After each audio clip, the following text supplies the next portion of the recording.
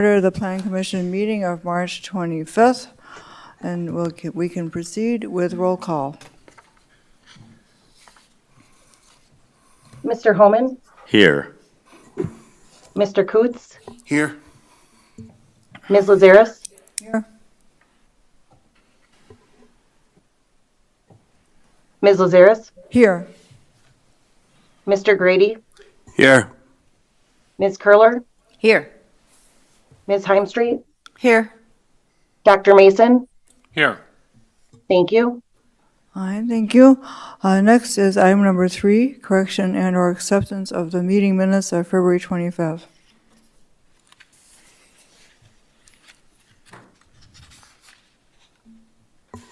Move to approve the meeting minutes. Second by Mr. Holman. Mr. Grady moved and Mr. Holman seconded to approve the minutes of February 25th. Is there any discussion? All right, hearing none, then we'll proceed with a roll call vote. Mr. Coots, Abstain. Ms. Lazaris, Aye. Mr. Grady, Aye. Ms. Curler, Ms. Heimstreet, Aye. Dr. Mason, Abstain. Mr. Homan. Aye. Motion passes 5-0. Okay, all right, thank you. The next item, questions and public comment. Realizing there may be people online, the public may address the commission at this time. We do not have a public hearing this evening. Public comment may be made regarding items on the agenda. Public comment may also be made on items that are not on the agenda if you have registered with the city clerk before the meeting. The state's open meeting law discourages action by the commission on items not listed on the agenda. Please keep your comments limited to 3 minutes. State your name and address when starting your comments. Also fill out the sign-in sheet for people online. Follow the Zoom link or the phone number listed on the Plan Commission agenda. Are there any public comments at this time? And we see that no one is seated in front of us. And but are there any comments and anyone commenting online? Are there any public comments at this time? Do we have any public comments at this time? All right. Hearing none coming forward, then we move on to item number 5, discussion possible action, residential zoning bulk regulation review. And Mr. Daly and Mr. Evenson, we will have you talk about what you have presented. Mm-hmm. So this is just a revisitation of a previous conversation the Plan Commission had. There had been talk about, what was low-hanging fruit that maybe the city could pursue that might reduce the cost of development and encourage the development of more housing, or are there impediments to the development of more affordable housing? This all stems from the study that was done through the Heartland Housing Initiative, completed by Cedar Corporation. The excerpt of that report of the bulk regulations and some recommended amendments to our bulk regulations was included in your packet. It did include a memo that touched on some of the things, and I just want to kind of touch on the conclusion of that a little bit, because I want everything to be kind of eyes wide open as we talk about this, is that none of these changes to bulk regulations are going to all of a sudden change the housing market in Lake Mills. That the main reason housing costs continue to rise is because the demand for housing in our community exceeds the supply of housing being created. So if these resulted in more housing being created, constructed, than otherwise would have been, that may have an impact on it. But on an actual per home basis, we're probably talking on the margins. We're talking about slightly reducing the cost of construction, allowing more density because of reduced minimum square footage requirements, because of reduced setbacks, things of that nature that might allow you to have more single-family homes within any given housing district than would be allowable under our current ordinance. Now, there are avenues within our current code to achieve some of this, perhaps through a planned development district or a planned neighborhood, but those require more approvals and more of a process to go through than simply allowing construction of something by right. I would also note something I didn't include is I'm not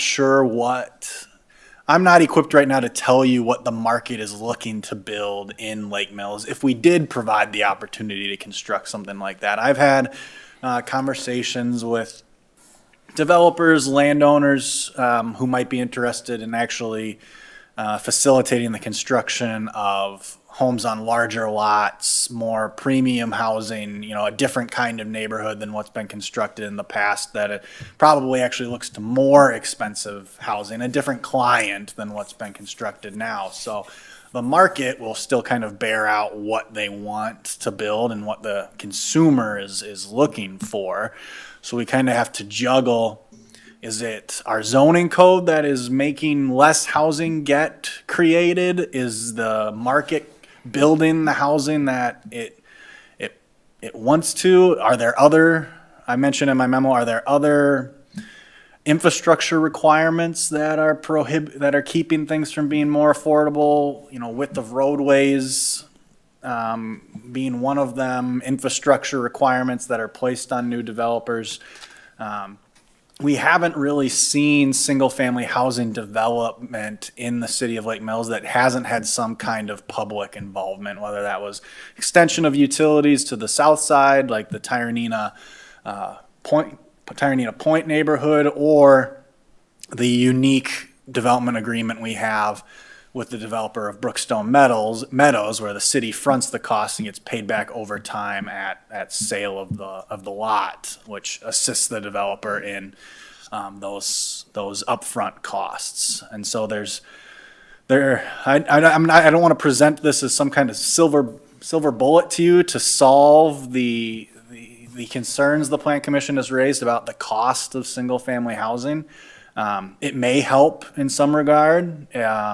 It may not if the market decides that smaller lots and smaller homes is not what people are looking to buy, but it's one of the factors that could contribute to the cost of housing. And so that's kind of where we're starting this conversation as we discuss what are the city's goals regarding housing, what are the needs of the community regarding housing, and what role does the city want to play in either incentivizing or facilitating the construction of housing and what types of housing. As we keep an eye out on statewide regulations, one thing to keep our eye on is there's been talk at the state level of TIF reforms once again, and one of the things they're looking at is removing the prohibition on single-family housing within TID. So right now you're limited to 35% of a TID can be for new residential development. They're talking about removing that and kind of opening the way for TIFs to be more involved in the development of housing without those limits placed on it. So there's things going on at the state level as well as they grapple with housing on a statewide level. That's an introduction. We're available to answer questions, but this is really an opportunity to kind of start the conversation on what does the Plan Commission want to look at, what's important to the Plan Commission, what types of recommendations might you want to forward on to the City Council, things of that nature. What ideas do you have, Plan Commissioners? What would you like? What are your impressions of this? So you touch on it a little bit, Drake, but what are similar communities doing, if anything? I'd probably have to put in some more dedicated research into specific programs, but there are programs out there. The one that comes to mind is Village of Jackson in partnership with Washington County have created some public-private partnerships on single-family home development with limits on purchase price. Now, a lot of that seed money came from American Rescue Plan funds that Washington County chose to invest in that way, and then TIF from the village. So there are certainly programs like that I could research more, that you're seeing public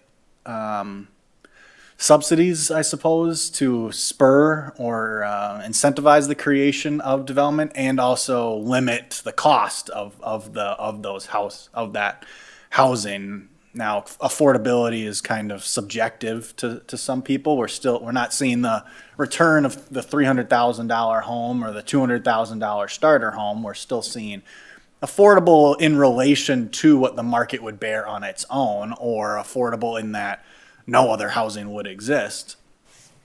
I guess the flip side of that is, I guess a concern might be, is the local government picking winners and losers, right? Are you, by picking who you're partnering with for the build out of a housing development that is receiving public funds, you're then competing with other developers, or you're artificially restricting the value of homes, perhaps by placing those limits on, when you buy the home, it's at this rate. If you sell it within so many years, it can only be a rate of return of so high.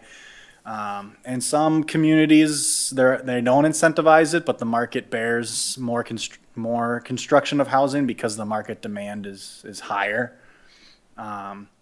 We've certainly seen that in Dane County. We've seen our neighbor, Waukesha County, as well, where the demand for housing and the prices that they can command from the end buyer justifies the investment that it takes to build a single-family home subdivision. So it runs the gamut from heavy public involvement to just letting the market bear what the market will bear. I think a lot of there's county and city / village partnerships that you see. And I could certainly research those more, but oftentimes there's a funding source that may or may not be available to us at this given moment in time.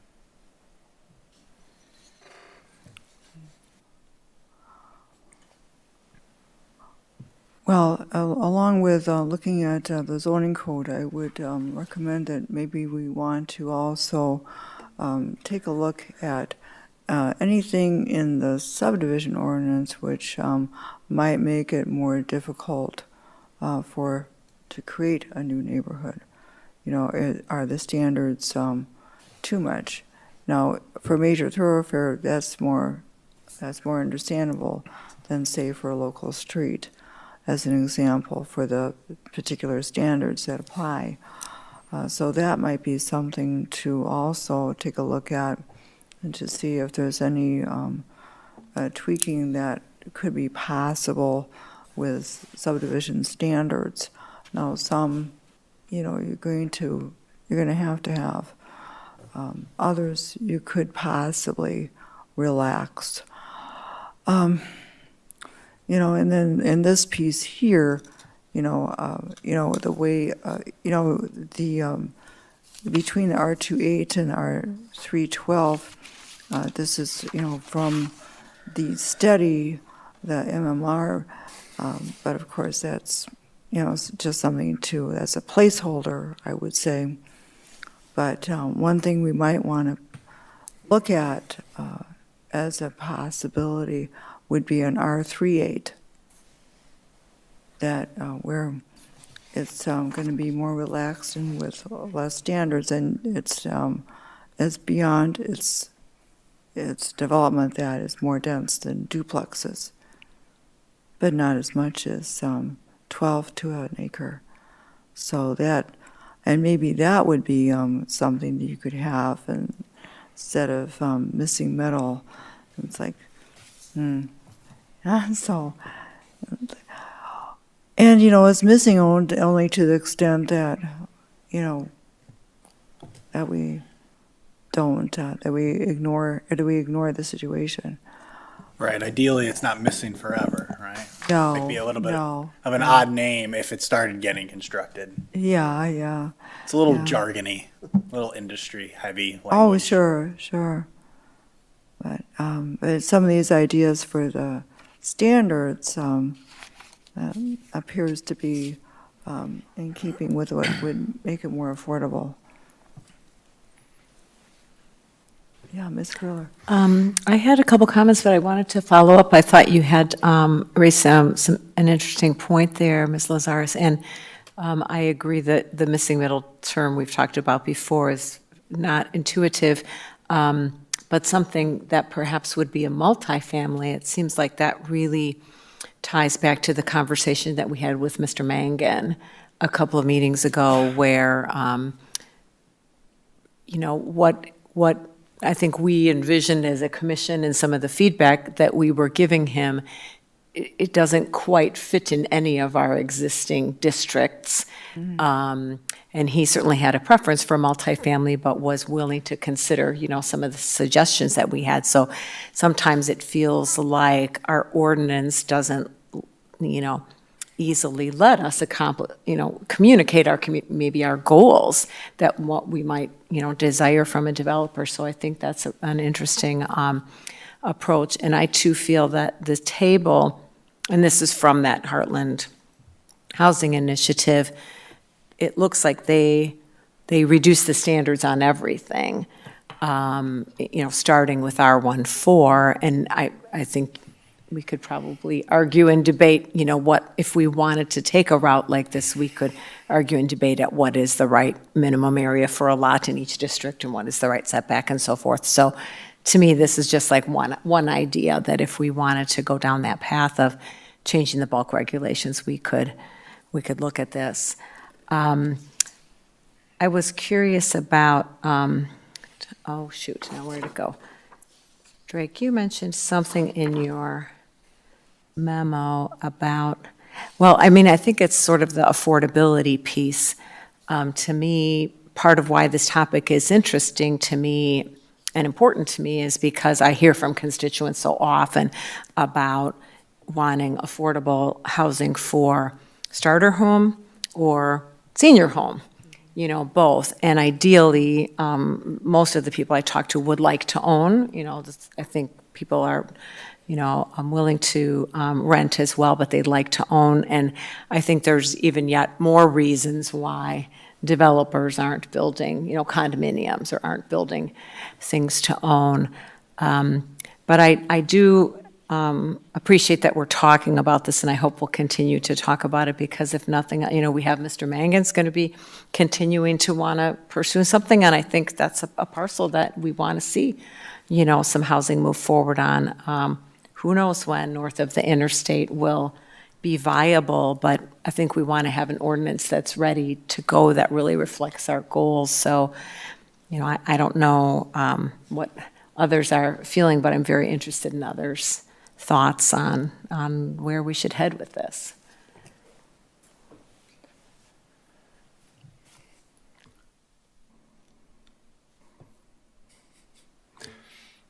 Speaking about different residential standards, I am looking at you, Steve, that I remember a while back you were talking about the garage setback. There was a garage setback issue that came up on one of the streets.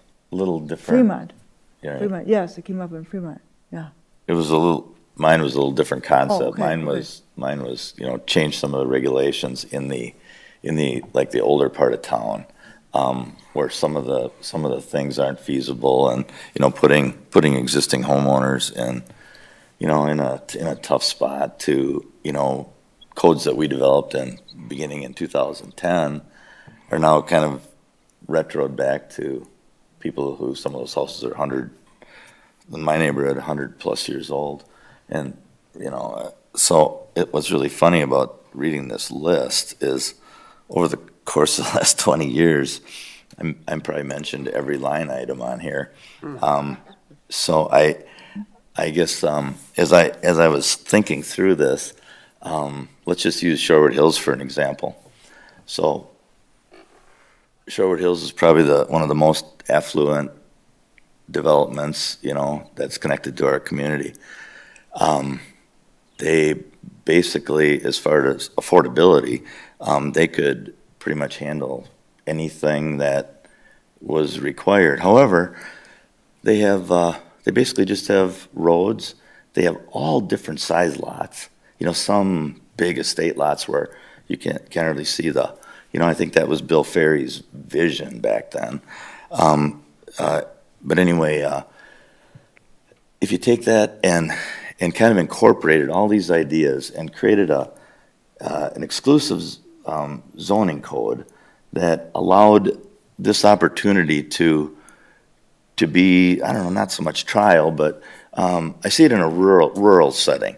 Let's just say as the community expands outward and you get into the farming community, instead of having stormwater pipes, you know, they have ditches. We wouldn't have to get away from things that would be like required from the DNR, like retention ponds.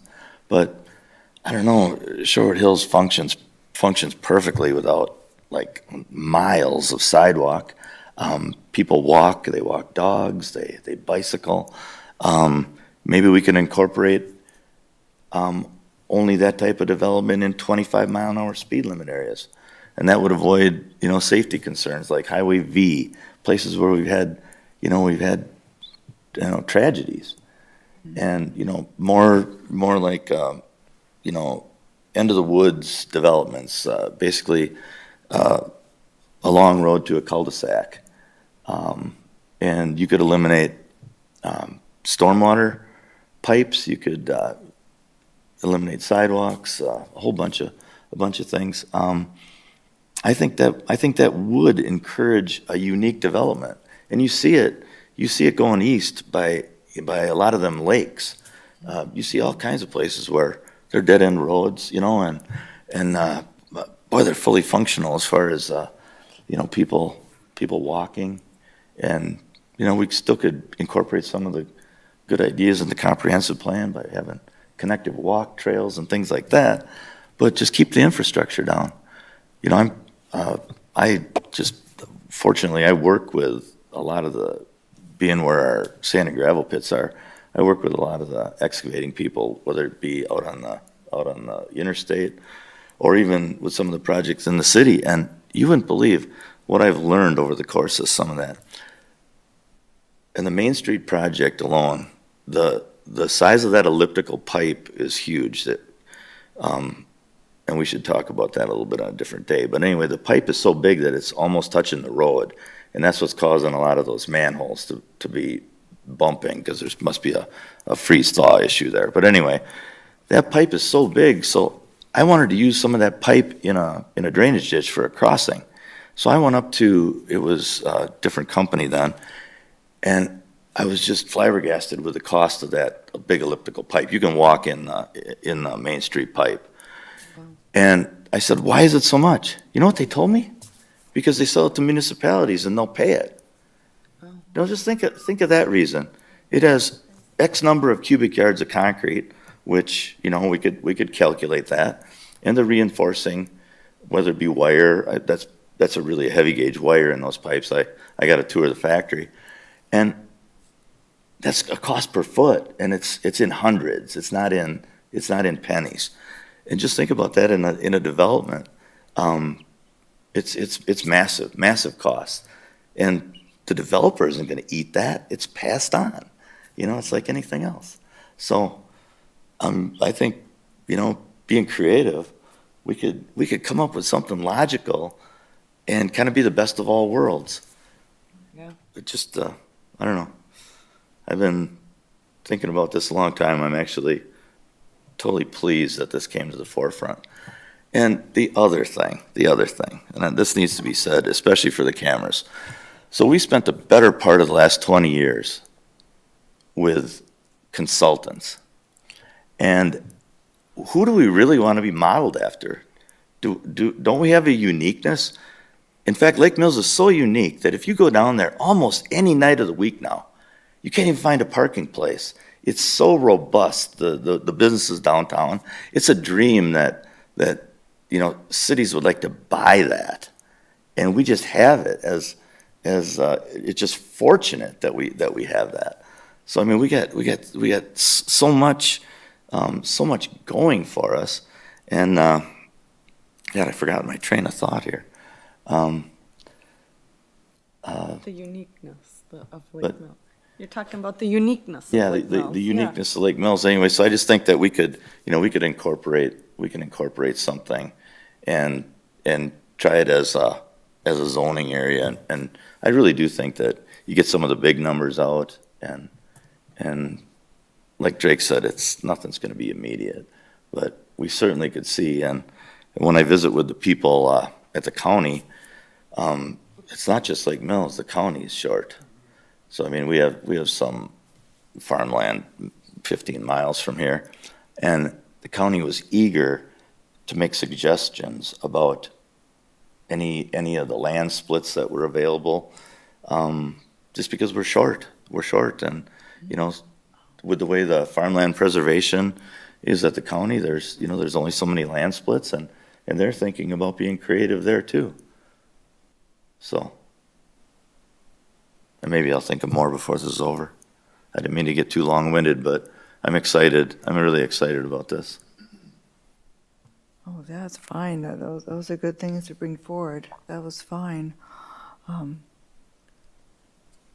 Any other thoughts about how you'd like to see this shape up? Drake, I got a question. So, like, say, like 20 years ago, I had land. I wanted to go ahead and have it developed. Got to put a road in, sewage, water, all that stuff. Are those costs just way higher now than they were then? And if so, can you share why? I don't know if I can tell you why, but yes, years ago, you would see developers that would install roads, install infrastructure, build an entire subdivision, and then sell lots.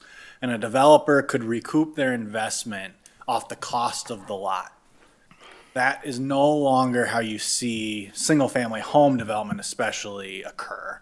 Now, what usually happens is the same developer will develop out a subdivision, if they even develop a subdivision. They install the infrastructure, they install the roadways, sidewalks, curb, whatever they might need, and then they make money off of the sale of the home. So they build and construct the home. And so you no longer have subdivisions where people buy lots and select their builder and build a home. You get subdivisions that are built out by The developer. the developer. They build the homes, they sell the homes, and that's how they make their money back. So cost of construction has certainly gone up. Cost of labor has certainly gone up. Materials are more expensive.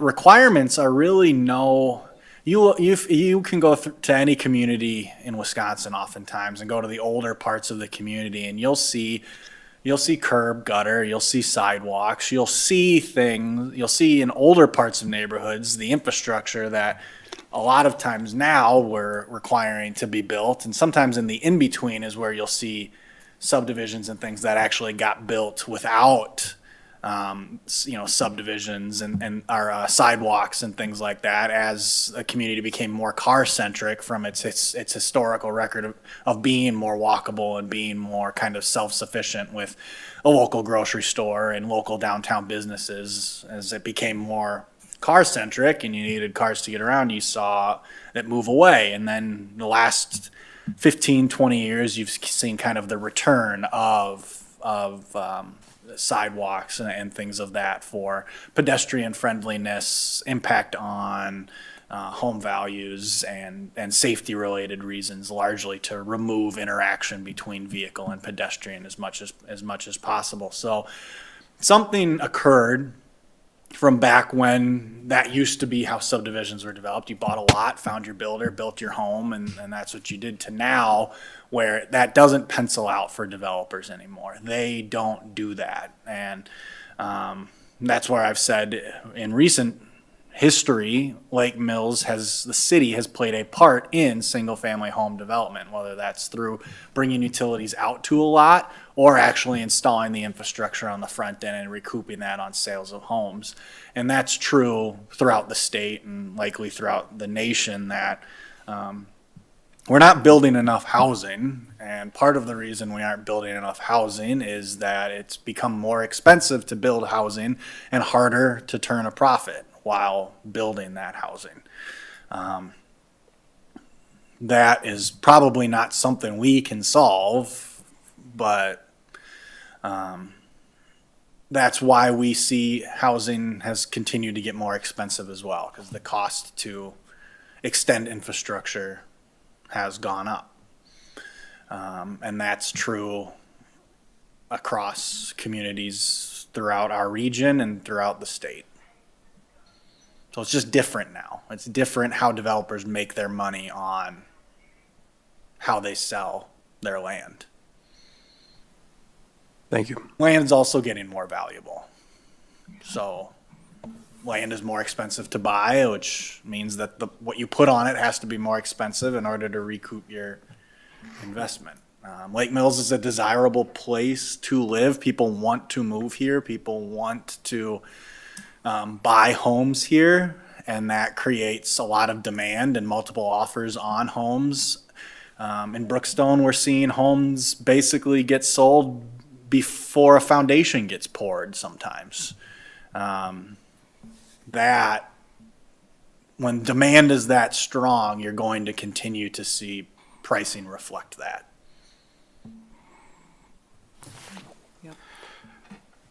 So, in the vein of what you said about extending utilities and, the city needing to do some of the infrastructure work up front, Ms. Curler briefly mentioned north side of the freeway development earlier. What are the barriers to north side of the freeway development? How significant of a investment would the city need to make to have something like that happen? It's in the millions of dollars. I think, estimates I've seen for kind of first phase of north side improvement plans, and these were all preliminary, $9 to $12 million for full build out. So that's roads, that's water, sewer upgrades, retention, storm sewer retention, potential well or potential water tower. Electric is already largely out there. We do have sewer out there, but it's probably would be in need of upgrades in certain areas. So that is cost is the impediment. We've not yet found a private partner that wants. We have a TIF out there. We are able to assist, but we've not yet found a private partnership to do that. And to date, the city has not chosen to speculatively extend that infrastructure. We could certainly choose to. That would reduce uncertainty for a developer, but it comes at the risk of what if you build it and they don't come?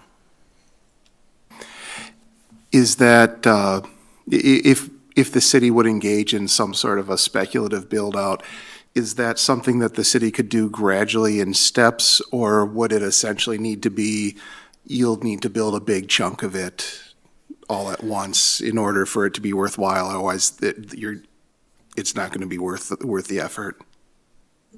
I don't know if I have the answer to that yet. I'd probably want to sit down with our engineers to talk about what stages you'd want to break it up into if you could. I think water is the largest impediment to development out there. The cost of bringing water across the interstate is the highest cost. So is it possible that if we had a water project to extend water across, that would reduce enough uncertainty? It's possible, but I don't know for certain. What portion, let's say it's $12 million for the full build out. Is there a $3 million project that might spur development? At this point, I don't know the answer to that. I just have one question. If we put a big enough water main out there and a large enough sewer to handle X number of acres, that would just be, the interstate would just be bored, wouldn't it? There would be Yes. no, That would be our intention. Yeah. I would think that would be the way that the permit through the DOT would have to be in order to cross there. We wouldn't And then- be cutting it up. sewer would gravity from there though, wouldn't it? Well, we have sewer out there and a lot of it already. But isn't that's forced main, isn't it, there by the truck stop? I don't know off the top Yeah, of my there's head, just a but I little- believe it is. Yeah, it's either a lift station or a force main. It's old infrastructure though, so that's my only Old. question about what, yeah, Right, yeah. what needs to be upgraded or what its capacity, might be. It's from the old, most of it is still from the old sewerage district that the city took over back in the 90s, that used to operate separately from the city's utility. Just to follow up to Mr. Kuz's question. Oh, thanks. Just to follow up to Mr. Kuz's question, it seems to me that one of the challenges the city would have if we wanted to proactively send some infrastructure to the north side would be sizing it for an unknown development, right? Because it could be all residential or it could be a hospital. And you might do the infrastructure differently depending on what you'd want to have there. But if you're doing it speculatively, then you don't really know. So I don't know. I think that's my understanding of what would be a little bit of a part of the risk is a bit of an unknown of what size. Yeah, we'd wanna discuss that with engineers to figure out, to what level would we be comfortable overbuilding. I think that there's probably, we have kind of old plans of what we were expecting out there, and it did include residential, industrial, retail, office, and so that original north side improvement plan did contemplate lots of different uses, and so I imagine that has been taken under consideration when developing those cost estimates, is that it's not only thought to be purely residential or purely industry or purely retail development, but a mix of uses. And so I think that is probably accounted for in some capacity, but if we were going to undertake a project, we would certainly want to do a review of what is it that we're extending out there and what will it be able to support, because we don't want to redo something that we just did at great expense or limit ourselves when it doesn't meet, ultimately what the city council's vision for that area is.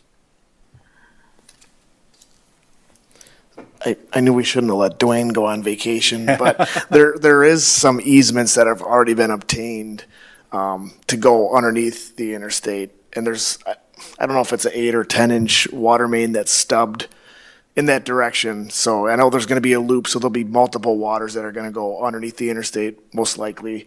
But there is some work has been done and, some pre-planning, but like Rick is saying, that's 10, 15 years ago, and who knows what's going to be out there. But there is baby steps that have been made, and the thought process is there. It's just a matter of, like you said, finding the funds to make it happen.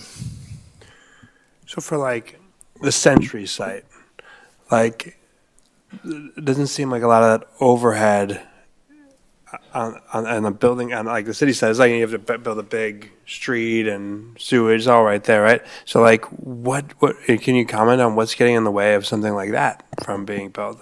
Redevelopment is expensive. It likely requires, that building is largely, to our knowledge, unusable in its current state. Remediating it would be a significant So just investment. demolishing it costs a lot? Yeah, remediating the site, there's some remediation that needs to occur. There's land consolidations. There's actually multiple parcels out there. That home also needs to be demolished. That's been vacant for a number of years. So redevelopment is expensive. It likely requires some level of density in order to be a viable project in order to make back your investment on it. Cost of construction continues to rise. The last couple of years, we've seen significant, cost to borrow. So capital has been an issue. But in general, redevelopment projects are difficult and expensive. So even though all of the utility and infrastructure exists, you're still talking about completely redoing a site and starting, from scratch, essentially. And it's everywhere in Madison, but it's just a different market. The cost to construct a building in Lake Mills is the same as the cost to construct a building in Madison, but Madison is going to command much higher rents or values than the Lake Mills market is going to be. And so the rate of return on a project in Madison for its investors is going to be much higher than the same project if you picked it up and moved it to Lake Mills. It's about 7 stories taller than what we're going to have here. Yeah. But if you can command $1,500 rents in one community and command $2,200 rents in another community for the same amount, your pro forma changes, your business plan changes.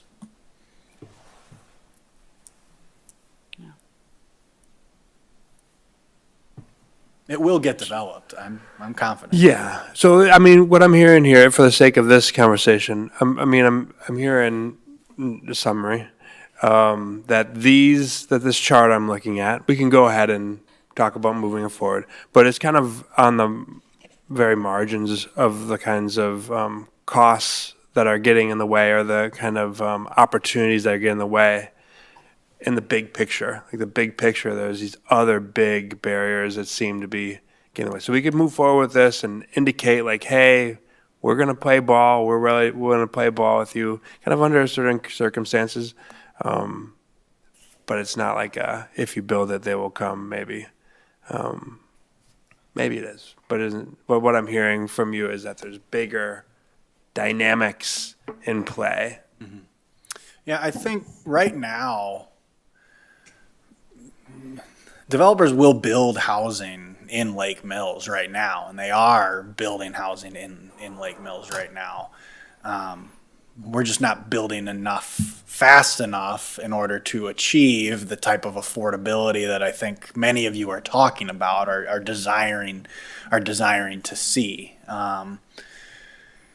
At the end of the day, it is still a simple supply and demand graph, right? Your supply needs to meet the demand before you start to see pricing stabilize, and we're far from that in Lake Mills and at the county level from seeing that happen. So you could make these changes in bulk regulations. I'll focus on R14. You can reduce lot sizes, reduce minimum square footage requirements, and that will allow you to build more houses on an acre than you otherwise would, and so that would increase supply. That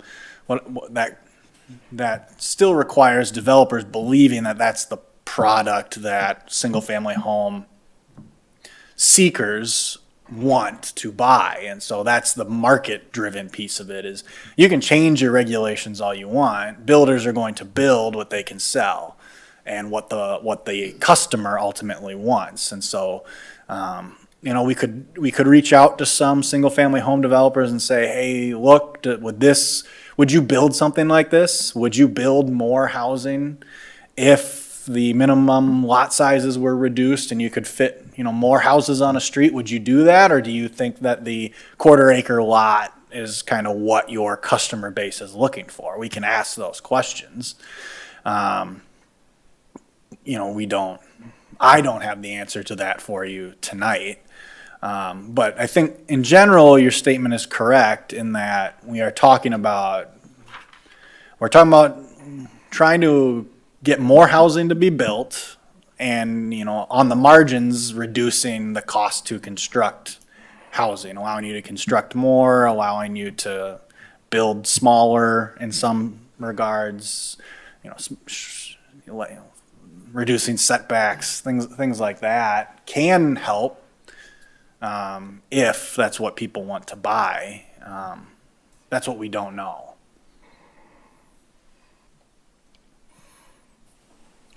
Well, I think future development flexibility is going to be very important, like conservation subdivisions where, because one thing that if you do just a standard layout and have reduced setback standards, one thing that you may face is not having enough on-site stormwater control, which is still going to be an important issue, but you could, with some flexible standards and have these smaller lots here, and then a bigger area that is a natural state.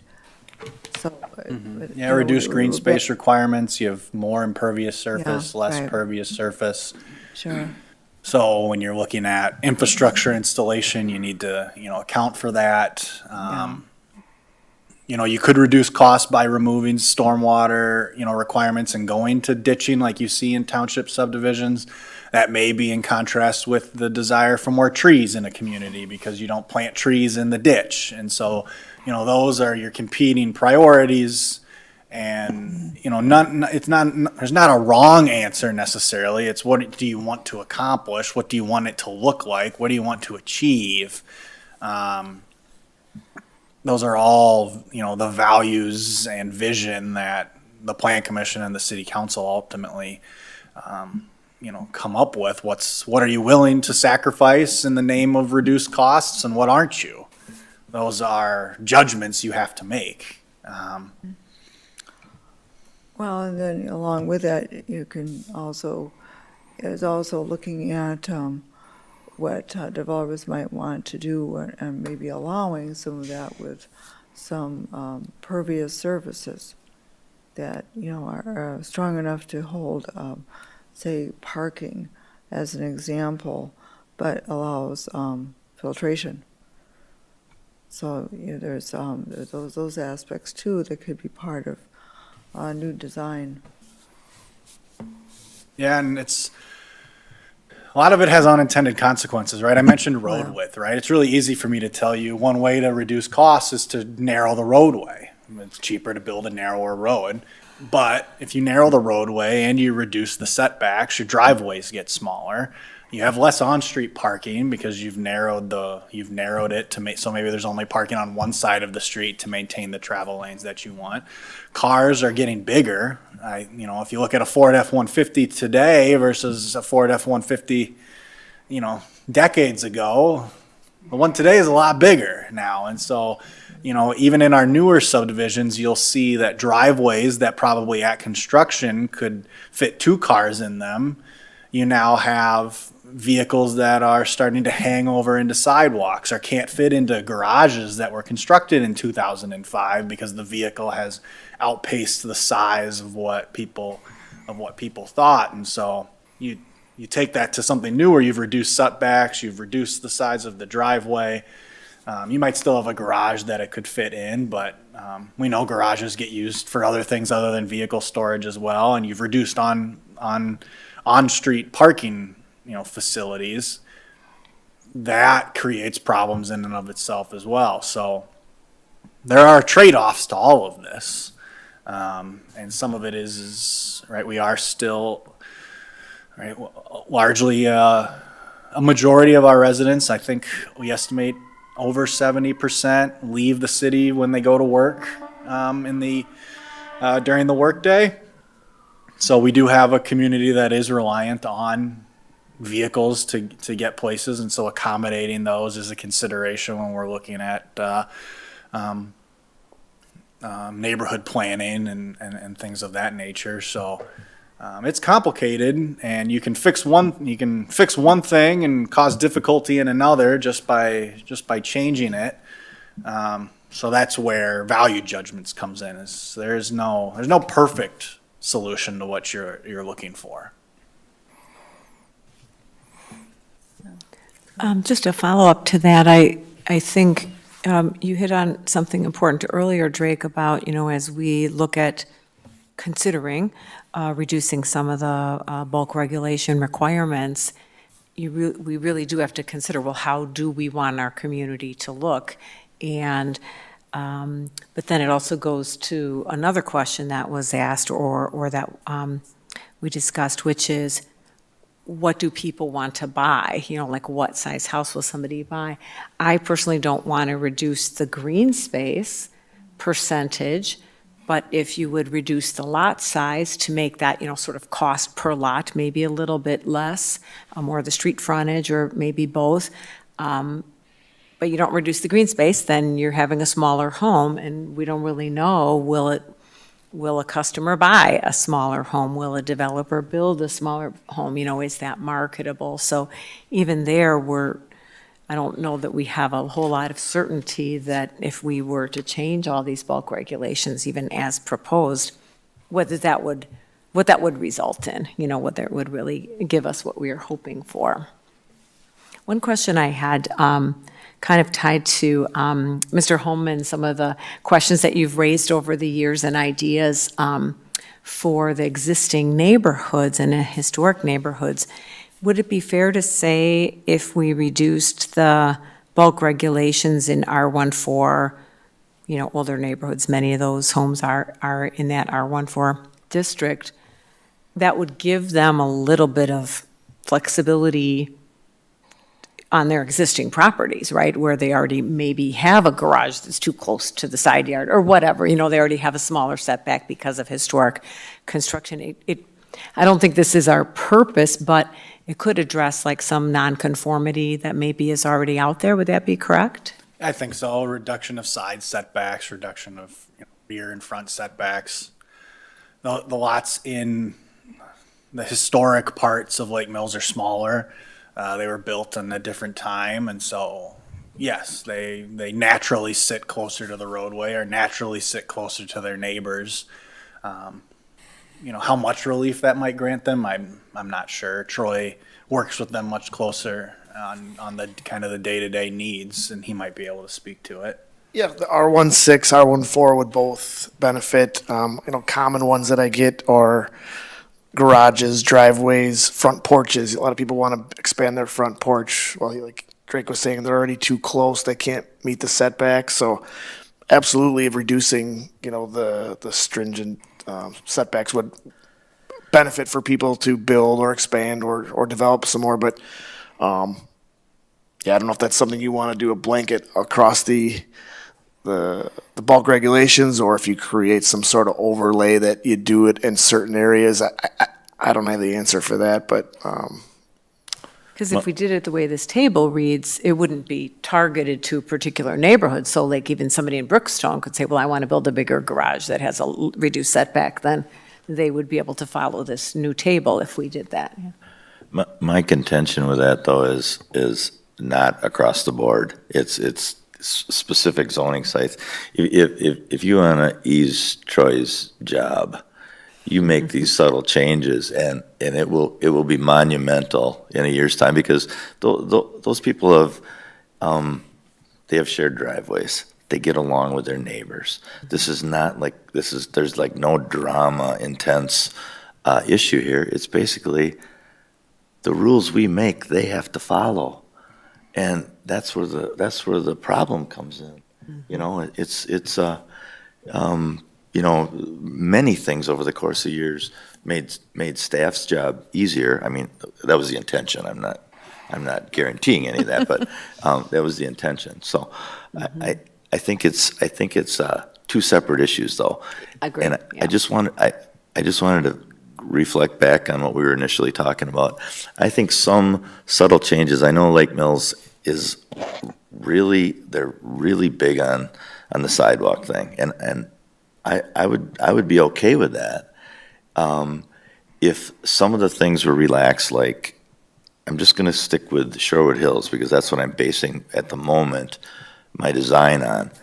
They're fully functional, and if you liked tree lawn trees, you could still put a sidewalk and put those behind a ditch. But if you relaxed just the impervious surface, you wouldn't believe how a subtle change like that could affect just one thing as a concrete driveway. Concrete driveways aren't $2,000 anymore. The size of some of the driveways, they're $20,000, $30,000. You make it so the main driveway has to, where you are every day going up to the garage, you make that so it needs to be impervious. But if you allow them to park a boat next to their garage on gravel, it's gonna save in tens of thousands of dollars. And it might be the increment. We don't know that yet, and I'm not guaranteeing it. But I think in discussion, in further discussion, we can make some rationale on 2 or 3 changes, and you take increments off in $10,000 increments, all of a sudden you're gonna bring some affordability back, even though the building costs are more.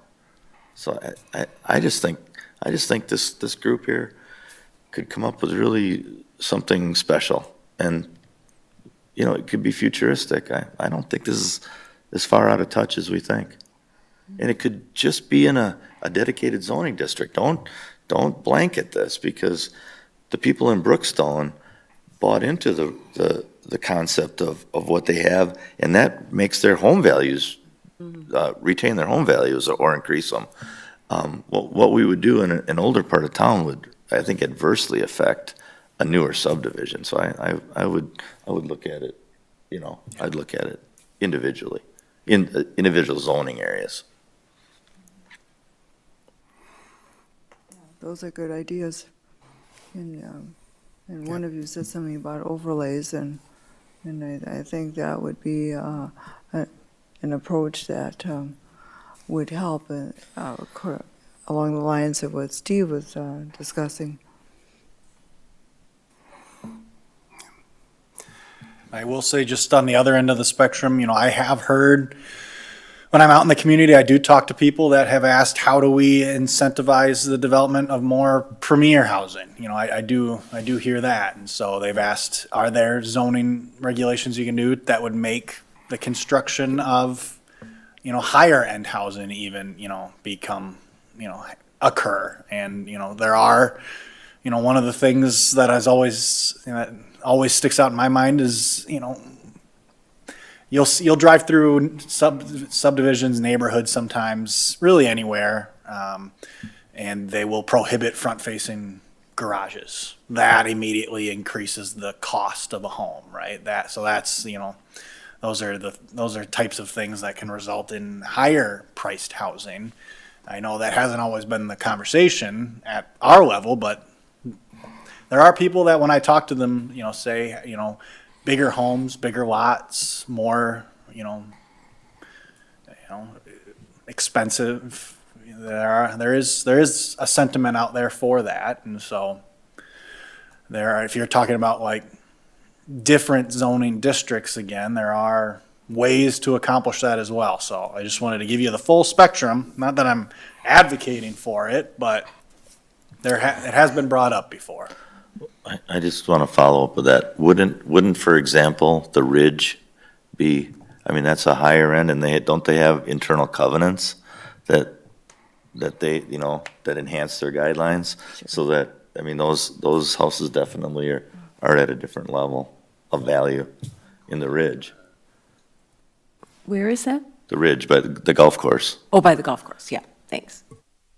So, I think, that's something we could talk about. Different zoning districts and different regulations. And that would be opposite ends of the spectrum. Because I'm sure there's need for those houses too. They're just not being built. Mm-hmm. Yeah, we don't, I know Steve knows this, but we don't enforce private covenants, so they do exist. But if you want it would have to be incorporated into some kind of city regulation, because Troy likely gets calls about people not complying with covenants, and we just kind of tell them that we don't enforce private covenants. They do exist in different neighborhoods throughout the city, but just so everyone is aware, we don't play a part in enforcing those covenants. If they're not part of our code, we leave it to a private homeowners association or other group that is responsible for those enforcements, and consider it a civil matter. But I know you knew that, Steve. I just wanted to make it known for everybody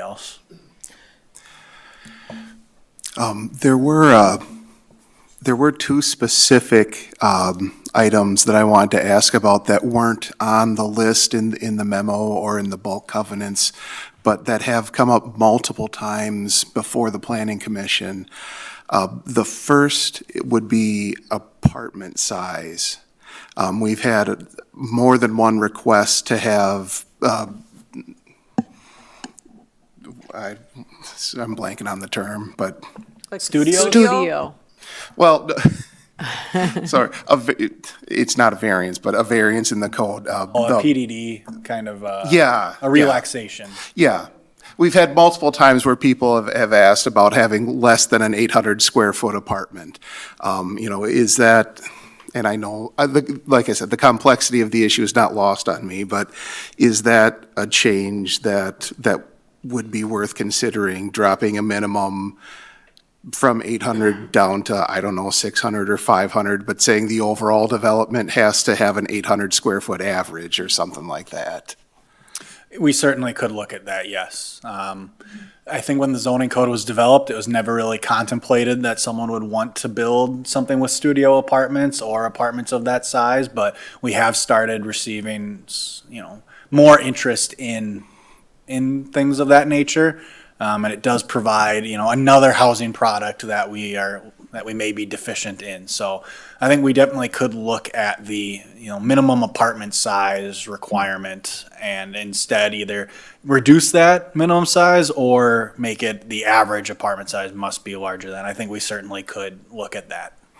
Yeah. The second one that the Planning Commission has gotten several times in recent history, the parking requirements. And separate from those requests even, just getting to permeable versus impermeable surfaces, I've kind of always thought that cities in general have parking requirements that are probably more than they need to be in several cases. Again, we've gotten several requests over the years for that to be relaxed. Is that another one that would make sense to potentially revisit that? I think we certainly can. I'd have to confirm this again because it's been a few months since I looked at it, but I believe we do have the highest per unit apartment parking requirement in Jefferson County among cities and villages. Because I think we're at 2.5 plus one guest. Half. So we're at 2 per unit plus half per guest, so 2.5 per, I think is our requirement. I believe that is at the at the high end of the spectrum of the county as far as parking requirements. And then you throw that in with our requirement of how many of them have to be covered and things of that nature. We do have one of the more onerous parking requirements for multifamily development. I think that's a really intriguing idea, and I appreciate that you brought that up because, as Mr. Holman was saying, the cost of concrete, and then you consider the environmental impacts of that, having more impervious surface, and if it's really not needed, I mean, I'm not an expert in that, but there are people that probably have done those kind of studies to see how much parking is really needed. Or what, that kind of multifamily development, how much parking is really, what is the demand? We could probably right-size that a little bit better, yeah. And this is a cool question for Troy, or Drake. With the impervious, couldn't we implement something that is still dustless, like recycled blacktop? Or something on impervious? Right now, it's pretty much calls for a hard surface. So pardon me? asphalt, it calls for a hard surface right now. So I meant if we went to impervious surface. that's what I'm saying. It's calling for Has to be hard surface. a concrete and asphalt pavers. But I said the wrong word. Yeah. But I guess saying that could you say, hey, we're going to do a recycled blacktop that's more dust free? Sure. If you guys remember, we just did those on Jefferson Street, 730 Jefferson. Those storage units. I can't think of it. They got approved pervious asphalt, which it's an engineered asphalt that needs to be maintained, and there's it's got to be clean, but it's designed to absorb moisture, but yet it's still robust enough to park on, drive on. So there is some new stuff that's coming out, but again, is it cost prohibitive? I couldn't answer that. But I know every municipality I've been in is getting away from gravel and recycled blacktop. They just, erosion and dust and, that seems to be more harm than good. The cost obviously is much less to put in a driveway or a parking spot, but it seems to always create some sort of problem down the road.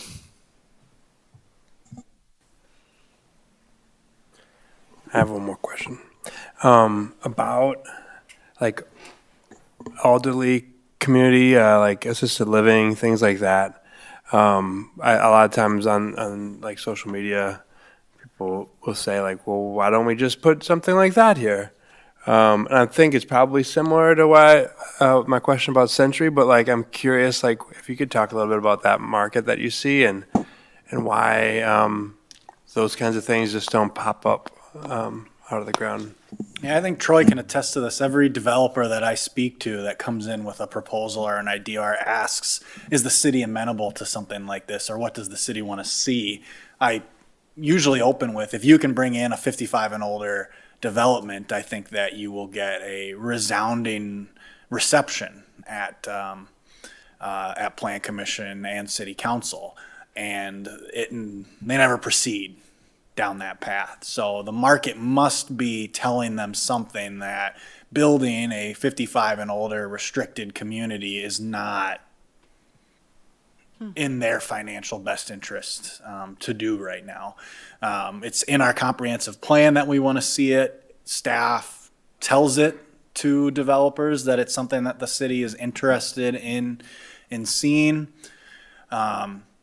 When people come and they ask about, zoning changes or other things like that on lots that may not be currently slotted for multifamily, we kind of bring up, that's not what the plan is for this parcel, but if you would consider 55 and older, that may be of enough value that the Plan Commission and City Council would consider a change to future land use or to zoning.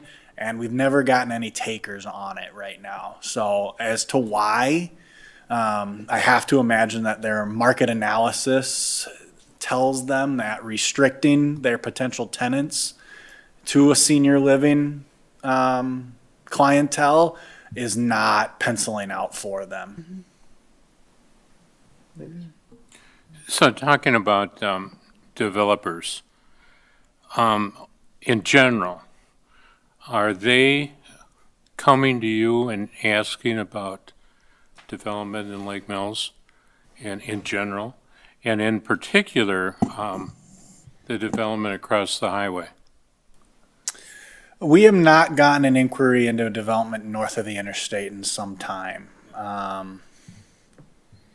We have had, general inquiries regarding it in my tenure here over the last 2.5 years. There's been kind of starts and stops in conversations. Most of the land recently sold. The 99 acres out there that's been for sale for a while has recently sold to there's a new owner, whether it's, I'm not familiar with the owner or if it's an investment group or anything like that. So recently there has not been conversations regarding development out there. So where's the 99 acres? It's the old Olson farm. Oh, yeah. Yeah.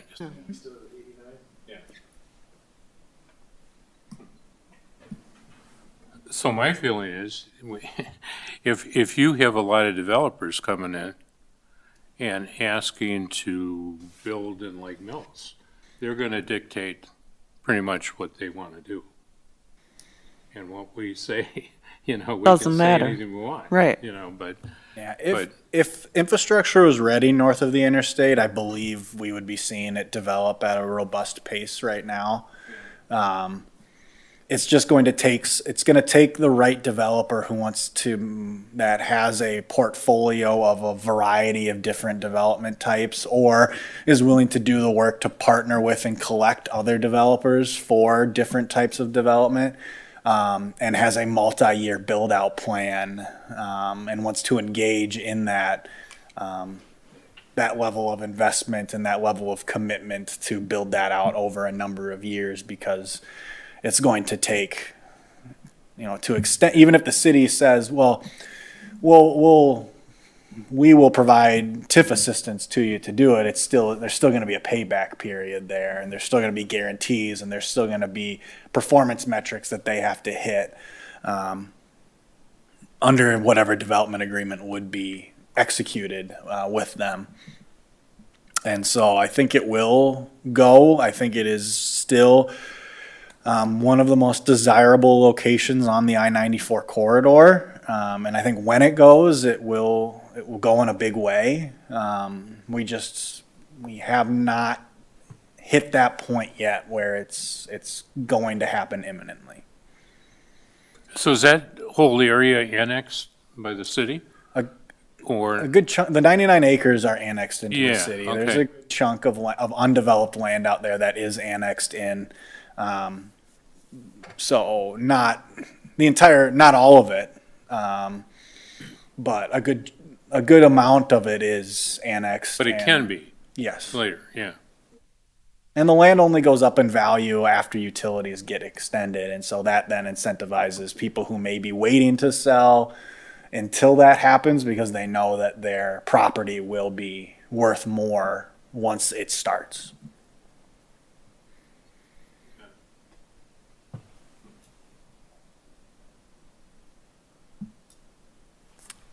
I guess I had just noticed something. I've been traveling through Johnson Creek quite a bit lately, and they're developing that hillside now by the Fireman's Park. Looks like they're planning some infrastructure in there. However, if you go behind the mall, the big industrial area, that's been, just had that motel on, and it's been vacant for a long time. So, people even there seeking housing, not so much industrial land there, at least. And there's regional influence as well. There may be more, people may be more aggressive in seeking land to develop as the Amazon facility in Cottage Grove gets closer to completion. I've heard that's 1,200 to 1,500 employees. They need to live somewhere, and we are not all that far away. It's an easy drive, to that location, and so there. And then any secondary or tertiary development that occurs, as that goes on as well. We don't know what that looks like, but as the corridor continues to develop, it only becomes more desirable land for somebody to do something with.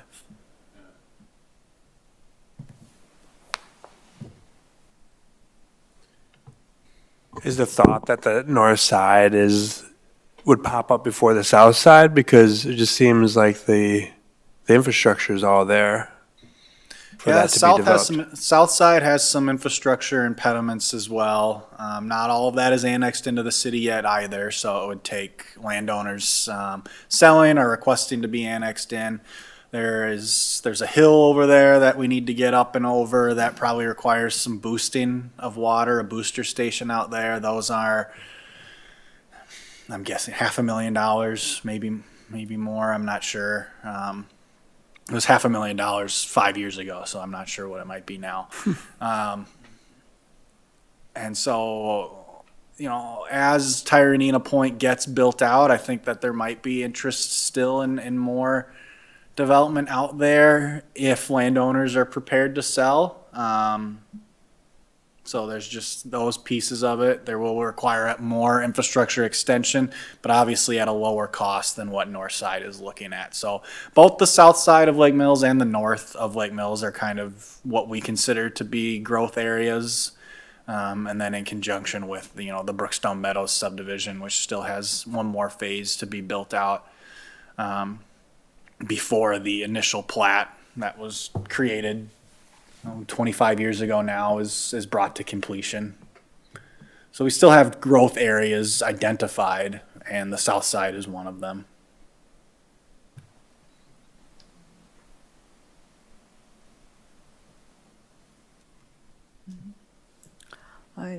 Are there any other observations that you want to, or perceptions that you want to talk about before we adjourn this special meeting? I guess I have a question just for the Plan Commission.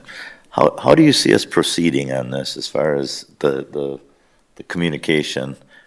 How and when, with sometimes the summer meeting schedule gets heavy until fall. And, we've in the past did a couple of work sessions where we got some odd business done. I guess what's it's one thing to come here and get all this information and talk about it. And I mean, I did my share of nodding tonight. But what about substance?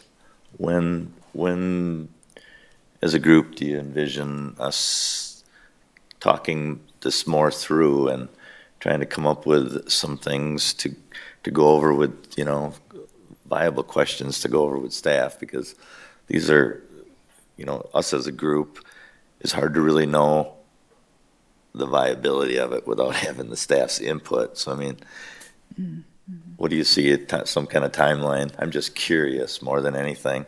I just would hate to, over the course of years, we've talked about things and not revisited for 2 years. And this is a little more immediate need. So, Yeah, just a question. I think it's a difficult question to answer, but when you're talking about blanket changes, right? And I know there's been conversation about which route is. Blanket changes are easier to implement, right? We just change the code as it exists. But if you're talking about development of new districts, development of, overlays of existing districts and changing that, we're talking about it becomes a more substantive amendment to our zoning code, and that likely requires some outside assistance to write some of that and go through it to make sure that we're not creating some kind of unintended consequence by changing this piece but forgetting about this piece. And so if the Plan Commission at some point came up with some type of scope of work that they were interested in exploring, I could put together a budget initiative for the city council during their annual budget deliberations to ensure that we had the resources to assist us, because it's not something that, you have existing staff in-house that can just dedicate all of that time to rewriting a section of code. That's not something we're equipped to do, but if we know what your goals are, I can get pricing on, what that looks like and bring forward, a product, something to the council to provide funds for it. And if we obtain funds, then it would be sometime next year that we would have something for review. So it's not immediate, but if we're talking substantial, significant amendments to the zoning code, we probably need some resources in order to help us accomplish that. I appreciate you asking that, Steve, because it's sort of like, what are our next steps? Like, now what do we do? And as I'm reflecting on tonight's conversation, I can identify maybe 4 different areas that we've talked about.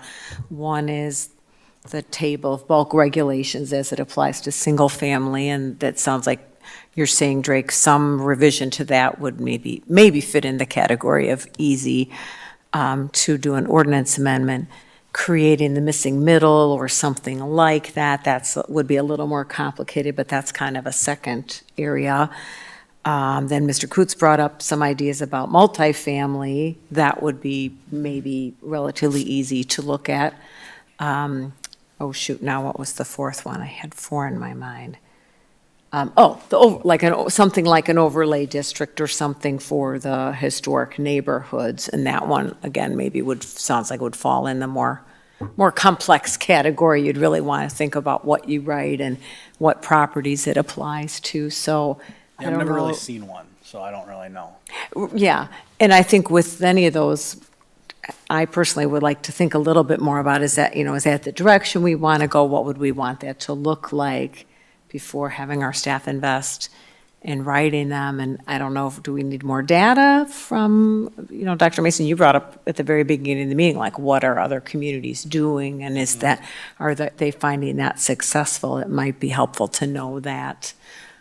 We heard a little bit on the multifamily issues that Mr. Coots brought up about, what other communities are doing, but in the other stuff, I don't have a sense of, are a lot of other communities reducing their bulk regulations, and then is that helping them? I don't know.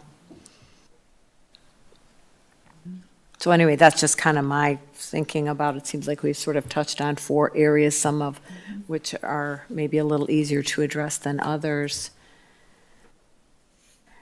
Would it make sense to put it on the next agenda and people can kind of rattle around in their brains and have a follow-up? And then just do baby steps? Would that be helpful? I mean, at least something that we could agree on? Yeah, I think so, because otherwise, it doesn't have a good future if we don't revisit on a regular basis and keep going, and we'll make progress in the concepts that we might want to see going forward, and then ultimately we would be able to comment and recommend on a scope of work towards the things that we're interested in seeing.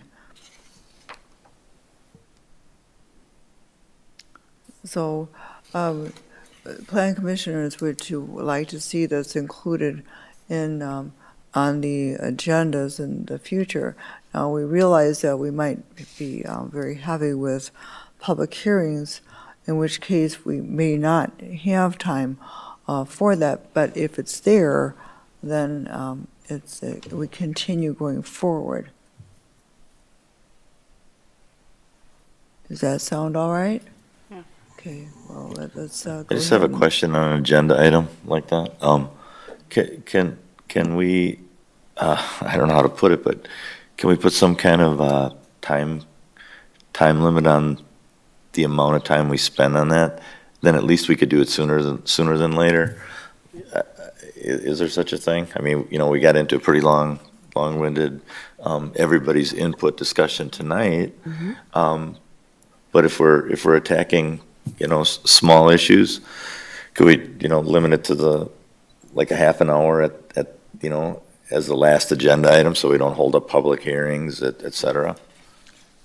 It's just a question. I don't know better. That would be You a way can, to you do you it. could by unanimous consent set a time limit on discussion. You couldn't, absent unanimous consent, if someone objected, by Robert's rules, you could make a motion to end debate, but I don't think that's really what you're looking for. But, I think if the plan commission said, and everyone was amenable to it, we're gonna spend 30 minutes on this at the end of a meeting, no more than, yes, I think you can do that. I think since I met you, Steve, this was important to you. And that was 6 years ago. It's been a while. It's been a long time. I think what I'm hearing is that there's a sense of urgency around this. And I think that open meeting requirements and things like that don't allow for immediate action. Kind of scrunch it up and spit it out, and then people forget and things like that. So I'm whatever you need to do. I kind of need your leadership, I think. So I would say, like, if I would actually defer to you, like, what do you think we need to do in order to move this forward? Well, just from past experiences, back when Bartles Beach issue was before the Plan Commission, there was a time where we kind of just held up anything, and it was in an area, I believe. So I think, I really think that the overlay district thing is easier, not harder, because when you look at the zoning map from aerial view of it, it's really quite defined. So I think we could start start thinking about just the boundaries of, you know, I just call it the older part of town. I live in the older part of town. I don't know how else to put it. It's not like the existing, or it's just the older part of town. It would not, this overlay district wouldn't not apply to newer, and I'm talking like, 70s and newer subdivisions. So I think it's pretty easily defined, even if we could just get it defined, and then we would know what we're talking about, the area as a small issue. Can I ask a question on so in the older homes, when they have problems like that, like he was talking about the garage setback or whatever, what do homeowners do when that happens then? We look for a solution for them if one exists, or sometimes the answer is no. Okay, so there's not like okay, we can figure this out I mean, and, we have found creative solutions before. I think Troy brought up one time, there was a garage that they wanted to be constructed, but it was a detached garage. But under our code, if you connect it with a breezeway, that then makes it an attached garage, which changes the regulations surrounding it. So there are sometimes solutions that we can find to help homeowners get to what they want to do while complying with the code. okay, But there are times where what the property owner wants to do you're like, the code is this. simply just cannot be accomplished under what the rules and regulations are. Got it. And then the answer is, you can apply for a variance. That'll be difficult for you to achieve based on the legal standard of issuing a variance, or you got to come up with another solution, or the answer is just, you can't do this. Okay. Okay.